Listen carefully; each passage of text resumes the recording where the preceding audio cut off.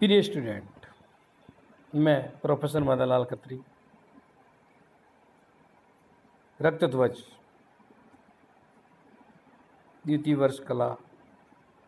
प्रथम वर्ष कला का जो ये नाटक है, इसे लेकर आपके सामने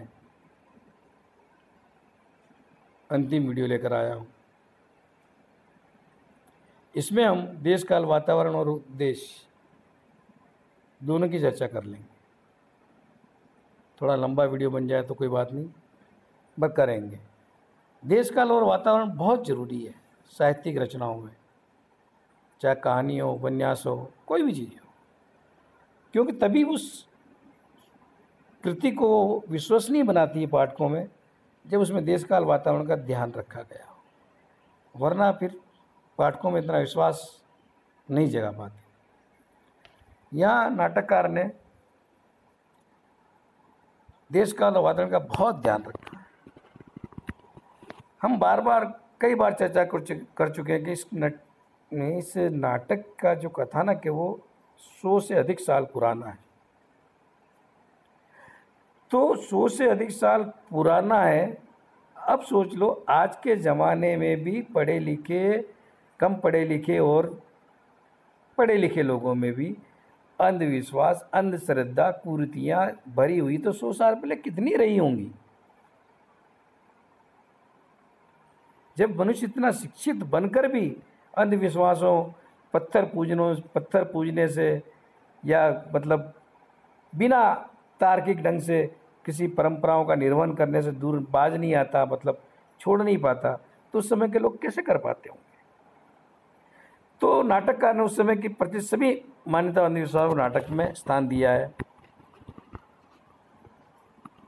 गांव वाले लोग तमाशा देखने मेलों में जा ही करते थे। मेले में जाना, भजन गाना, ये सब इनके गुण हैं, शौक हैं। जादू टोना, जंतर मंतर सब में विश्वास रखते हैं, और ख़ासकर मूठ मारने में। ये बुआ भोपा होते हैं, ये बहुत सारे तांत्रिक रूप होते हैं, इनके पास आज भी लोग जाते हैं। छोटी मोटी बीमारी की तो कोई अस्पताल जाता ही नहीं है, सीधा सबसे पहले कुल देवी की या उस देवी के भोपे के यहाँ चले जाते हैं लोग। गांव में एक बुआ या भोपा होता ही है।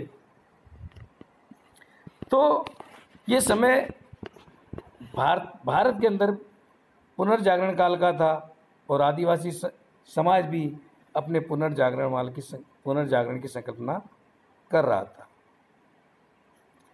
इस नाटक में इन समाज में व्याप्त बुराइयों का जिक्र किया है, और नाटककार ने चाहा है कि लोग इन बुराइयों से, गंदी आदतों से, बुरी आदतों से दूर रहें। उसमें नशा, चोरी चकारी, लूटपाट जो समाज दृष्टि से गलत है, इन सब से दूर रहें। और इसके लिए क्या है कि जितने भी भजन और भगत हैं, वो सब इसी के कारण बने हैं कि दारू, मांस और मदिरा से दूर रहें, मांस और मदिरा से दूर रहें। मगर अब जानते ही हो, भजन जिसके यहाँ होते हो, रात भर भजन गाने के बाद सुबह क्या करते हैं लोग, मैं इस बारे में ज़्यादा नहीं कहूँगा। ये जो बुराइयाँ हैं, ये गरीब और पिछड़े समाज को आर्थिक, सामाजिक रूप से और भी गरीबी की ओर धकेल देती हैं। इसके लिए ये भगत आंदोलन इनकी काफ़ी मदद करता है, और कुछ हद तक इन बुराइयों पर, इन हानिकारक परंपराओं को रोकने में सफल भी रहता है। लेकिन ये जो भगत आंदोलन में गुरु परंपरा हो जाती है, ये बड़ी जटिल है। उस समय के लोगों के गांव के लोगों के व्यवसाय भी बताए हैं, ज़्यादा नहीं है। यहाँ तो कृषक ही हैं, लगभग खेतीबाड़ी करने वाले लोग ही हैं, और खेतीबाड़ी की बात की है। और मैं समझता हूँ तो ये बेगारी की जगह लगान वसूली और उसके लिए ज़्यादा है, क्योंकि छत्तीसगढ़ और इस तरफ बिरसा मुंडा जो हो चुके थे, उन्होंने अंग्रेज़ों के खिलाफ लगान के विरोध में एक आंदोलन भी चलाया था, और उन्हें भी इस तरह से कैद करके, और शायद उनके फांसी तो नहीं हुई और उनकी कैद में ही मृत्यु हो गई। लेकिन आज भी वो आदिवासी लोगों के प्रमुख समाज सुधारक माने जाते हैं। उनमें जागृति और चेतना जगाने वाले पहले पुरुष माने जाते हैं। तो ये जो है लगान वगान ये चीज़ें ज़्यादा थी। बेगारी वेगारी की बात तो इसमें आई है, लेकिन बेगारी किस संदर्भ में, वो संदर्भ भी गलत लिया है। बांध और तालाब बनाना सामाजिक कार्य है और इसमें श्रमदान करने में कोई बड़ी बात नहीं है, मगर कह दिया है नाटककार ने तो अब हम उसको बेगारी मान ही लेते हैं। तो इसमें लगान वसूली की बात भी आई है कि रुपया सवा रुपया के अंतिम दृश्य में रुपया सवा रुपये के ऑफर भी करते हैं ये लोग। हो सकता है सरकारी ज़मीन पर खेती करने उसके बदले में पैसा देने की बात हो या दिहाड़ी मजदूरी देने की बात हो। उस समय 100 साल पहले रुपया सवा रुपया कोई ज़्यादा कम नहीं था, काफ़ी बड़ी रकम थी। ये सब हाँ, अगर बिना दिए जमींदारों से, सामंतों से, रियासतों द्वारा कुछ करवाया जाता तो उससे लोग रुष्ट थे उस बेगारी से। बेगारी का मतलब बिल्कुल कुछ नहीं देना, इतना तो देना कि जिससे उनका खाना पीना चल जाए। इससे आदमी संतुष्ट नहीं होता। इस नाटक का जो चरम संघर्ष की स्थिति आती है वो इस बेगारी के लेकर ही आती है और ये बेगारी इस नाटक का केंद्र बिंदु है। नाटककार ने इस समय के पात्रों की वेशभूषा का जिक्र देश काल वातावरण में नहीं किया है, पर ग्रामीण पात्र है तो अपने आप ही उनकी वेशभूषा की ओर संकेत हो जाता है। उस समय की स्त्रियां और आज भी इन समाजों की स्त्रियां पुरुषों से कंधे मिलाकर चलती थी। जैसे सावंती अपने पति का और चीमी अपने पुत्र का साथ देने को तैयार होती हैं। आज भी इन समाजों की, चाहे वो शूद्र हों चाहे अछूत समाज हो, इनकी स्त्रियां पतियों से ज़्यादा काम करती है। खेतों में हो, पशुपालन में हो, ज़्यादा काम करती है। चाहे जाट हो, गुर्जर हो, गारी हो, बंजारे हों, पाटीदार हों, इनमें स्त्रियां भी खूब काम करती हैं। ब्राह्मण धर्म के ग्रंथों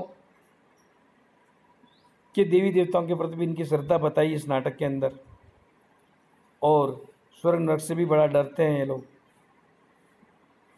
इसलिए। लेकिन फिर भी इनकी अपनी अलग परंपरा है। इस नाटक में कई मंदिर, मस्जिद या गिरजाघर में जाने का चित्रण तो नहीं दिखाई देता। अपने लोक देवता संबंधी जानकारी इनकी प्राप्त होती है हमें, लेकिन फिर भी ये भूत प्रेत और बला में विश्वास करते हैं। पहले अंक में आए सयानों के डराने से डर भी जाते हैं। सामंती और चीमी की हिम्मत दिलाने पर द्वितीय पंचायत में जाने को राजी हो जाता है। ऐसे कुछ है जो इस नाटक के देश काल वातावरण को सजीव करते हैं और वहाँ फैसला लिया था पंचायत में कि बेगारी नहीं करेंगे। नाटककार ने उस समय चल रहे ईसाई धर्म के धर्म प्रचार कराने का जो प्रयास मिशनरियों द्वारा किया जा रहा था उसका भी जिक्र किया है, क्योंकि इस्लाम का प्रचार प्रसार तो पहले पर्याप्त मात्रा में हो चुका था। इस जनजाति समुदाय में मैं समझता हूँ उतना प्रचार प्रसार नहीं हुआ होगा, क्यों कि ईसाई मिशनरियों की सबसे पहली बात होती है जिसे इस्लाम में मदरसों में ले जाया जाता है, बच्चों को पढ़ाया, वैसे मिशनरियों में बच्चों को पढ़ाया जाता है, स्कूलें होती है। बात ही शिक्षा को लेकर संघर्ष की हो रही है, तो मैं नहीं समझता ईसाई मिशनरियाँ जो है यहाँ स्कूल खोले हों, चर्च या गिरजाघर में यहाँ मतलब पढ़ाते हों, क्योंकि अभी भी इतने चर्च और गिरजाघर वागड़ क्षेत्र में नहीं है। फिर भी जब नाम दे ही दिया नाटककार ने तो उसके ऊपर चर्चा कर ही लेते हैं। और यहाँ नाटककार ने स्वामी दयानंद सरस्वती का नाम भी दिया है, और स्वामी दयानंद सरस्वती का तो अपना अलग ही था हिसाब किताब। उन्होंने तो अछूतों को धर्म में और वैदिक आस्था में बनाए रखने के लिए वेदों की पुनर्व्याख्या की है और उन्होंने आर्य समाज स्थापित किया है। ये नाटककार की कल्पना है। मेरा बार बार ये कहना है कि ऐतिहासिक पृष्ठभूमि से उठाया गया साहित्यकार का साहित्यिक प्रयास है, इसे इतिहास न समझे यहाँ की पीढ़ी। वजह इतनी है कि आने वाली पीढ़ी इसको इतिहास ना मान ले। हम वही पढ़ते हैं जो पढ़ाया जाता है। हमारी विरासत इससे कहीं ज़्यादा गहरी है और अब तक हाशिए पर पड़ी है। यहाँ नाटककार ने अपने ही जाल में फंस जाता है। अब इसे अभिव्यक्ति की ईमानदारी कहें या व्यवस्था, क्योंकि नाटक में नाटककार एक पात्र के मुँह से कहला ही देता है कि इन ब्राह्मणों के धर्म से अच्छा तो क्या है, ईसाइयों का धर्म है, जिसमें छुआछूत नहीं है, वहाँ ब्राह्मण और भंगी एक जैसे होते हैं, एक समान होते हैं। इसकी नाटककार की ईमानदारी है। चाहता तो इस संवाद को नहीं भी रख सकता था।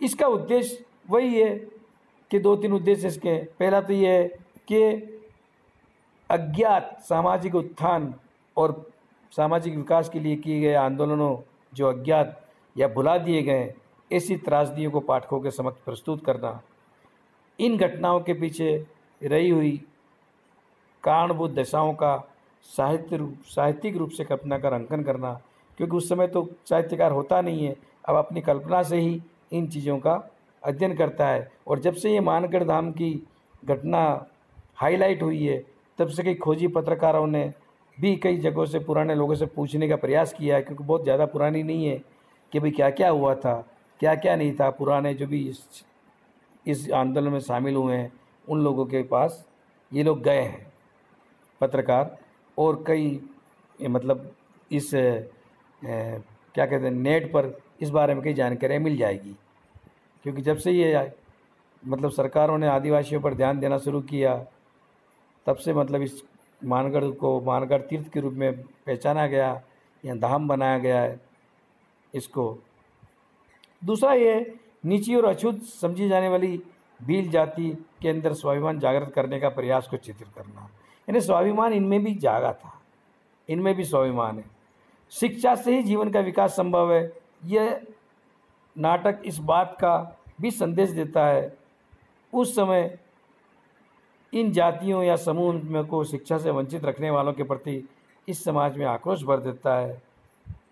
जिस जमाने में अभिजात वर्ग की महिलाओं को शिक्षा पाने में कठिनाई हो और वे शिक्षा पाने का अधिकार नहीं रखती हों, उस वक्त इस भील समुदाय की, जनजाति समुदाय की या भील जाति की महिला पात्र सावंती स्वयं के पाठशाला जाने का वर्णन करती हो या बात कहती हो, तो हमें इस बात का मतलब गौरव लेना चाहिए। इस नाटक का सबसे बड़ा उद्देश्य तो सावंती के पात्र से ही प्रकट हो जाता है। इस नाटक में भील समुदाय में व्याप्त कुरीतियों का जिक्र किया गया है, जैसे नशे की लत, चोरी, लूटमार, मांसाहार आदि से मुक्त होने का संदेश भी है। यही भगत आंदोलन और समसभा है। इनसे बताने का नाटक का उद्देश्य ये है कि ये वो प्रयास है और आज भी ये प्रयास जारी होने चाहिए, जारी रखने चाहिए, क्योंकि अभी भी कोई इतना विकास हुआ नहीं है जिससे सामाजिक एकता का ताना बाना बुना जा सकता है। वागड़ प्रदेश के लोग तो मेरी इस बात को अच्छी तरह समझ रहे होंगे। रक्त दिवस की समीक्षा यही समाप्त होती है और जितना भी लिखें उतना कम है, और हर समीक्षा करने वाले की व्यक्तिगत राय होती है। यह भी मेरी वैयक्तिक और व्यक्तिगत राय है। इससे अच्छी और बेहतर समीक्षा आप लोग भी कर सकते हो, आप लोग भी इसका अर्थ निकाल सकते हो, आप स्वतंत्र हो। मैंने एक प्रयास है कि इस दिशा में इस तरह से समीक्षा की जा सकती है, वो आपके सामने रखा।